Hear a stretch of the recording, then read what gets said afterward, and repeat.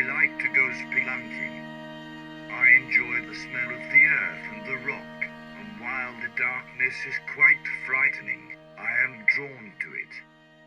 Caves, I think, are like an addiction to me.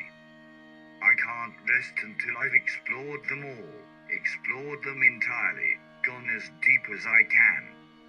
Sometimes I'll spend days deep beneath the earth, emerging in a location unknown to me. Many times during these expeditions I'll fear for my life. I'll tell myself I'll never do this again. But I always come back. Well, I think maybe that will all change. I think the fear inspired in me upon even thinking about those dark, jagged tunnels, about those wide, empty caverns, about the smell of running water. I think that will keep me from returning.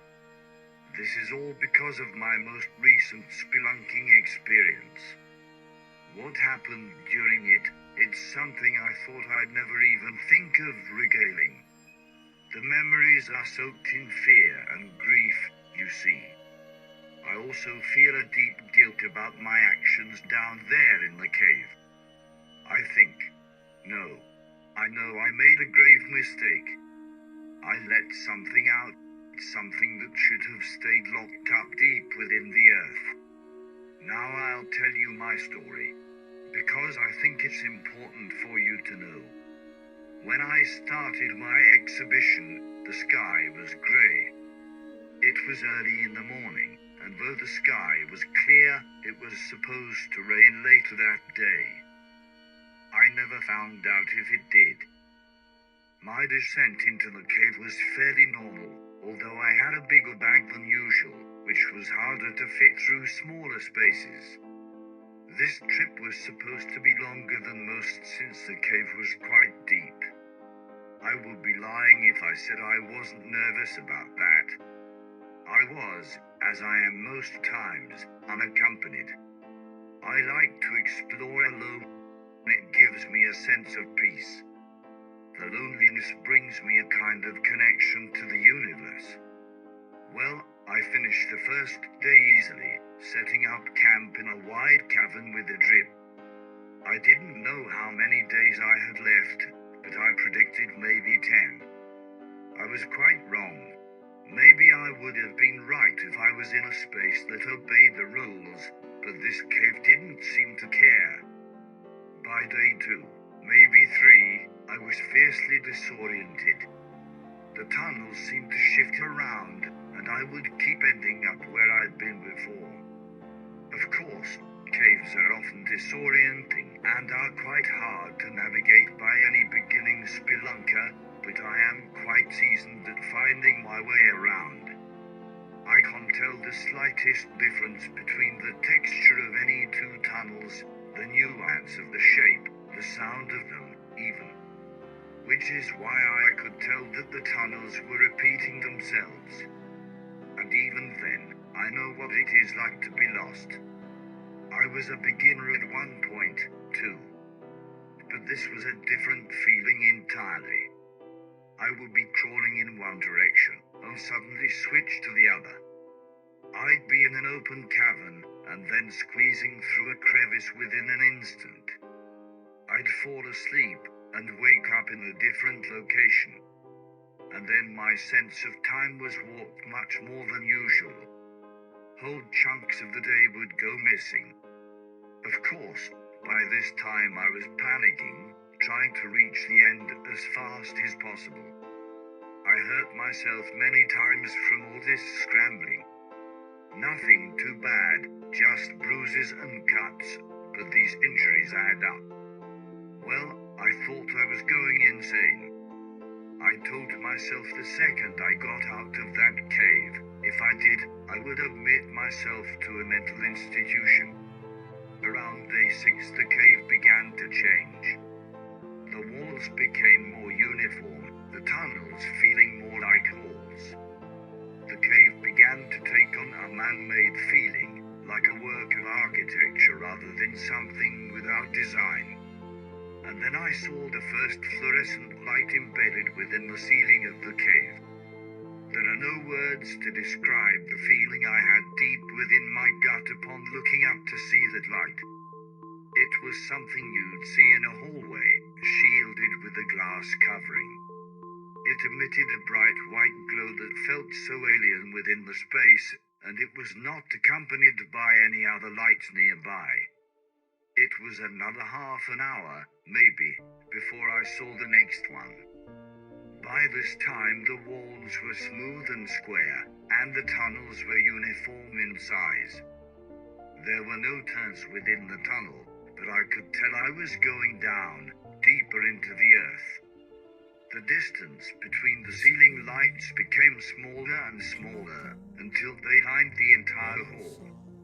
I didn't know what was happening, but I just had to assume that someone had been here before.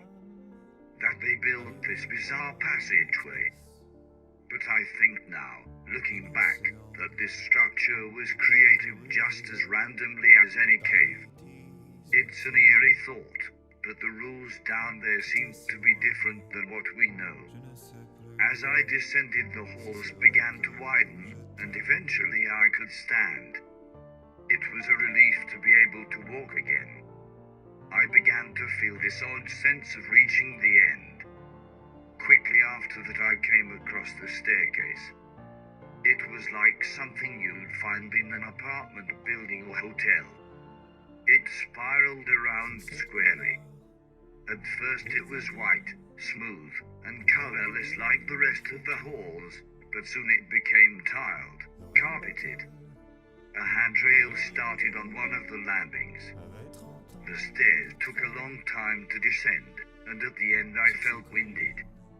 Now it was just me on the landing, in front of me a metal door, and nowhere else to go. I looked up and saw the stairs ascending above me. Then I opened the door. I stepped into a bedroom. It didn't feel like a bedroom, though. It felt like a hospital room, or an empty hotel room. Something about it was hostile. The room had no windows, and the walls had this peeling yellow wallpaper. I left the room and went down a hall. Every wall had that same wallpaper, and the carpet seemed old and worn. The ceilings were a dark oak wood, and the whole house was lit only by yellow-tinged lamps. I went downstairs into what seemed like a living room. There was something off about it, too. The house felt lived in, which unsettled me quite a bit, but it seemed like nothing in it was used. I looked into the kitchen.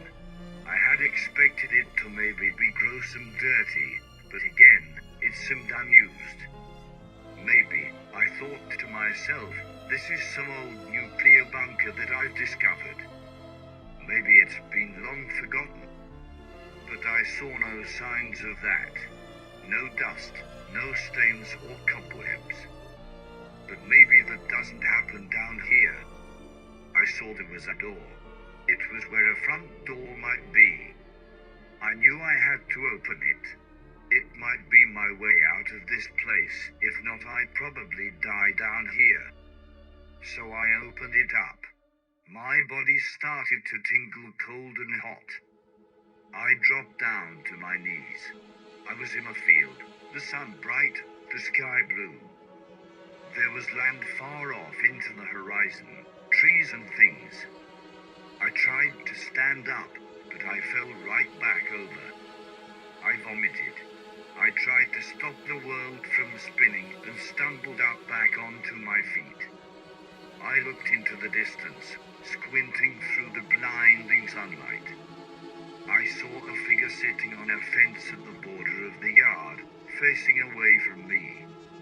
I ran towards them, yelling to get their attention. They ignored me until I was right up near them. Then they turned around, looked at me, and stretched out their arm. They asked. In their hand they held a cigarette. I took it. They smiled this wide, thin smile and handed me a lighter. I lit the cigarette and gave the lighter back. I remember my hand was shaking. I took a puff and gathered my thoughts for a second. My heart was pounding and I still felt sick. Once I felt calm enough, I turned to them and asked, "What is this?" They stared back at me. One of their eyes was yellow, the other blue. Looking at them, I could tell they weren't human, but they had the body of a man. Their face was chiseled, ghastly, and had a youthfulness to it. Their mismatched eyes were big and slightly drifted apart. They had a thin little moustache on their upper lip. They wore a white t-shirt tucked into black slacks. Prison. They smiled at me. Their voice unnerved me deeply. They looked away from me and puffed their cigarette. I stood there, looking around, trying to think of anything I could see to make this make any more sense. "Do you live in that house?" I asked. Yes, I live in all these houses. They said, and gestured their arms around. I looked toward the horizon and saw other houses, varying in size and make. I took a hit of the cigarette again. I usually don't smoke, but I felt I might need it now. And I didn't know how to refuse it, anyway. I sat down next to them and looked at them, tapping my foot. "Who are you?" I asked. I am a prisoner. And they replied. "Oh," I said, "what's your name?" They call me Yorgamesh. They jumped up off the fence and went to stand in front of me. Do you understand what position you're in? They asked me. "I don't know," I began to say, but they cut me off. Now you're a prisoner as well. They said, and took a second to bore holes into my skull with their eyes. Do you want to get out of here? I looked away and took another hit off that cigarette. Still looking away, I said, "I'm not yet sure what here is." You'll find out soon, They said. and you'll want to get out. I shivered. "Why do you ask, though?" I said. "If we're stuck here, I mean." Well, you're sort of the key out of here. If you agree, then I can help us both leave. They said. But I need your consent. If we work together, then I can lead us both to the outside. They answered. "Why me? Why do you need me?" I asked. Well, this is a prison. I need someone to unlock my cell. You can do it, and you'll be free. They said. I contemplated it, but I didn't trust them. "Okay," I said. "First tell me why you're imprisoned here." They looked down, then back up. They stepped away, creating a bigger gap between us. I'm just gonna be honest. They said. I didn't like the sound of that. I killed people. A lot of people. But they were very bad people. Stuart? I froze. How did they know my name? Stuart, I'm an angel of death. That's my job. Me being here has disrupted the natural order of things. Stuart, I need to get back out there and set things right. I need your help. They almost pleaded. "I don't think I can do that," I said. You'll die down here. They replied. "Maybe it's for the better," I retorted. Spend a couple days down here. You'll see. They said, and walked off, leaving me on the fence alone. I took them up on their offer. I stayed in that first house I visited. I managed to live there for a total of 3 days. And it was hell. I couldn't sleep because the bed was too uncomfortable. There was nothing there to occupy my time, and I became frighteningly bored. I felt all feelings drained from myself. I had no motivation. I tried running through the fields, but the work I had to exude was excruciating. I tried writing, but I couldn't think of anything. I learned very quickly that I would go insane if I stayed down here. So I did the selfish thing. I saw them sitting in that same spot on the fence on the third day. "You're Jamesh," I said. They looked up, smiling. "I'll do it." Their face lit up with a joy I thought incapable of something like them. They got up and began walking towards what seemed like a road at the very edge of the large property we were on. Follow me. They said, so I did. We walked, silently, to the road that ran through all these farms and rural properties. They began walking down the road, stood in the middle. They started to pick up his pace, and so did I. They turned their heads back and shouted at me. Do you consent to my, and subsequently your, release from this prison? I didn't say it immediately. I thought. I contemplated. I considered, very seriously, the possibility of saying no. But I didn't. Instead, I made the biggest mistake I'd made in my life. "Yes," I yelled back. Yes! They yelled back in excitement. They turned their head back around and sped up significantly. I found myself doing the same. We went faster and faster till I felt like I couldn't stop. I was going faster than I'd ever go again, faster than I drive on some roads. We went and went until the world around us blurred and streaked. I felt an immense pressure pushing against me. I fought it. I saw them in front of me for a brief second before I fell. They were different, changing, rotating. I saw rings whirring and smelled black velvet. And then I was plummeting through the air. I hit the windshield of a car, rolling off into the shoulder of the road.